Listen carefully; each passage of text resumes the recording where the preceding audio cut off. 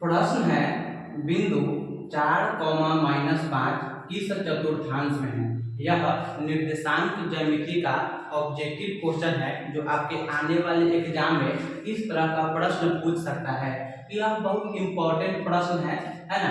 ऐसे में आपका 2 क्वेश्चन 3 क्वेश्चन, एक क्वेश्चन तो निश्चित ही है कि पूछेगा, तो आप इसको बहुत अच्छा से समझेंगे। ठीक है, तो सबसे पहले कहा जा रहा है, देखेंगे बिंदु 4, किस चतुर्थांश में है, जिसका ऑप्शन है प्रथम, द्वितीय, तृतीय, चतुर्थ। ठीक है, देखिएगा सबसे पहले इसके कुछ कंडीशन होते हैं, जैसे कि क्या क्या रहेगा तो प्रथम होगा, क्या रहेगा कि द्वितीय रहेगा, क्या रहेगा कि तृतीय रहेगा, और क्या शर्त या कंडीशन हो सकता है कि मान चतुर्थ हो सकता है। ठीक है, तो सबसे पहले जान लीजिए, अगर दोनों बिंदु, अगर जैसे ये 2 बिंदु दिए गए हैं, दोनों बिंदु प्लस में रहते हैं तो वह प्रथम चतुर्थांश में होंगे। अगर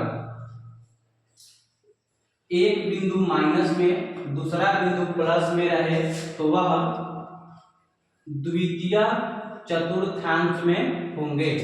अगर दोनों बिंदु माइनस में होंगे, अगर दोनों बिंदु माइनस में होंगे तो वह तृतीय चतुर्थांश में होंगे। अगर दोनों बिंदु माइनस में होंगे तो वह तृतीय चतुर्थांश में होंगे। अगर पहला प्लस में और दूसरा बिंदु माइनस में हो तो वह चतुर्थ चतुर्थांश में होंगे।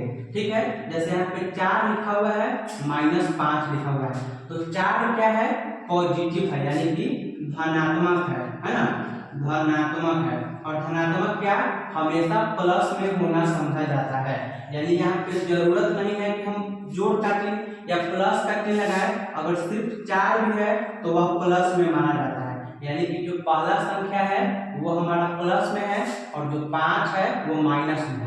तो प्लस और माइनस जब 2 बिंदु हमारा रहता है तो वह चतुर्थ चतुर्थांश में होना समझा जाता है।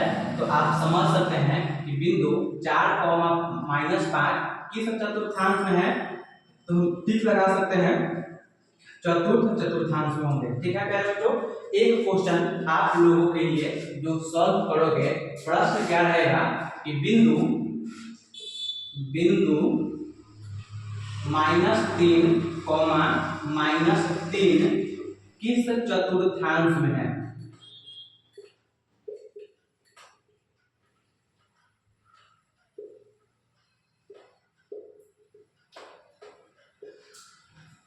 इसका जवाब आप लोगों को कमेंट करना है, बिंदु -3, -3 किस चतुर्थांश में है।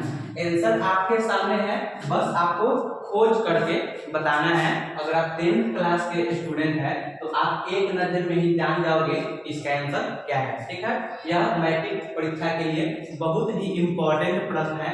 यहाँ पे अंक बदले रह सकते हैं, लेकिन ऐसे ही प्रश्न बार बार पूछे गए हैं और आपको पूछे जाएंगे, इसलिए पहले से ही प्रिपेयर रहिए। ठीक है।